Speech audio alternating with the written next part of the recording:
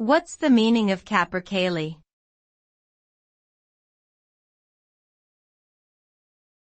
Capercaillie.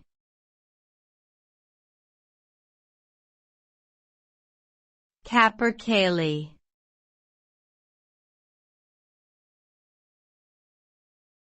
Capercaillie.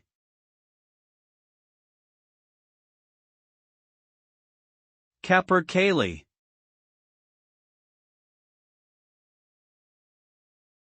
Capercaillie refers to a type of large bird in the grouse family native to Europe and parts of Asia.